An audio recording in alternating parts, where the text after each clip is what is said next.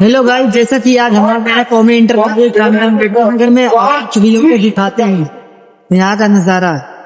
कहना चाहूंगी, जैसे कि मेरी सबसे बड़ी समस्या ये है, मेरा हाथ स्वेटिंग करता है, मेरा बायोमेट्रिक अपडेट नहीं हो पा रहा है और हुआ भी नहीं अभी तक, क्योंकि बोर्ड एग्जाम के जो रिजल्ट होते हैं वो पूरी जिंदगी भर काम में आते हैं और उसके करेक्शन होना बहुत जरूरी है।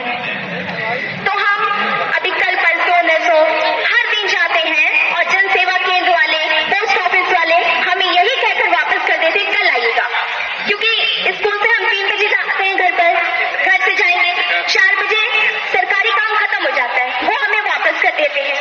तो मेरा प्रश्न ये है कि could a common service centre specially work for the benefit of student, क्या कोई जन सेवा केंद्र या कोई बैंक केवल परीक्षार्थियों के लिए विशेष रूप से कार्य कर सकती है ताकि हमारा टाइम बच सके? देखिए, इसमें आपके प्रश्न का उत्तर, अगर आपके बायोमेट्रिक अपडेट नहीं हो पा रहे हैं किसी वजह से, तो हम आप एक कम्युनिकेशन आप हमें करोगे, हम यूआईडीआई से बात करेंगे और आपका बायोमेट्रिक अपडेट करा सकते। इसमें कोई इस तरह का विषय नहीं है, लेकिन कंसर्निंग अथॉरिटीज को जाएगा।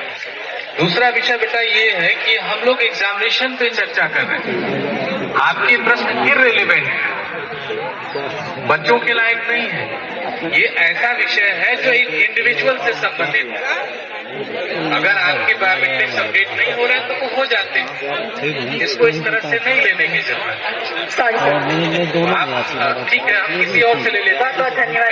एक आखिरी और महत्वपूर्ण प्रश्न, क्या परीक्षा के मार्क्स? अभी एक मौका मिलेगा। बहुत बहुत धन्यवाद बेटा। देखो, बिल्कुल दे दीजिए। ये जो दूसरा प्रश्न बच्चे का था, जिसपे जय साहब ने आंसर दिया, मेरा एक प्रश्न है, क्या होता है कि अगर एक हम चौराहे पे खड़े हैं और एक बस आई और बस में हम चढ़ने वाले हैं, हम चढ़ने वाले थे कि बस चल रही, हम चढ़ नहीं पाए, तो हम तुरंत चिल्लाएंगे रोको रोको बस, कि बस जब अगले चौराहे पे चलेगा तुरंत ना। तो ये इस तरह की डे टू डे की प्रॉब्लम्स एडमिनिस्ट्रेटिव सेटअप में आती हैं। मुझे लगता है इसका एक मतलब कंप्लेंट सिस्टम है, उस सिस्टम का पालन करना चाहिए। जिलाधिकारी महोदय यहाँ बैठे हैं और मैं जितना जानता हूँ जो भी कंप्लेंट वहाँ पहुँचती हैं, मुझे लगता है कि बिल्कुल सही समय पर उसका निस्तारण होता है। इस एक्सपेक्टेशंस और रियलिटी के बीच में हम अपने असली स्वरूप को खोने से कैसे बचें? देखिए, जो एजुकेशन है, इस एजुकेशन को जो बोर्ड एग्जाम्स ने जो सिलेबस रखा है वो आपका नॉलेज ही टेस्ट कर रहा है। आप नॉलेज भी गेन कर रहे हैं और अगर आपके पास नॉलेज आ गई तो आप एग्जाम्स में भी अच्छा क्वालिफाई करेंगे।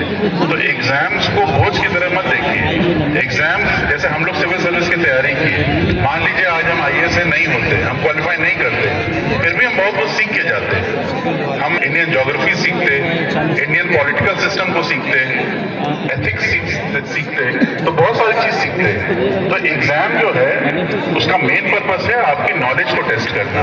तो ये बात सही है कि हम लोग एग्जाम्स में मार्क्स के लिए हैं, क्योंकि मार्क्स ऊपर आएंगे तो आपका भविष्य ऊपर होगा, आपका भविष्य अच्छा होगा तो माता पिता के लिए, आपके परिवार के लिए बढ़ेंगे और समाज के लिए भी आप एक एसेट बनेंगे। क्योंकि हमें आपस में तो कंपटीशन नहीं रखना है, हमें अपने आप को विश्व में, भारत आप अच्छा परफॉर्म करेंगे, भारत अच्छा परफॉर्म करेगा और हमें दूसरे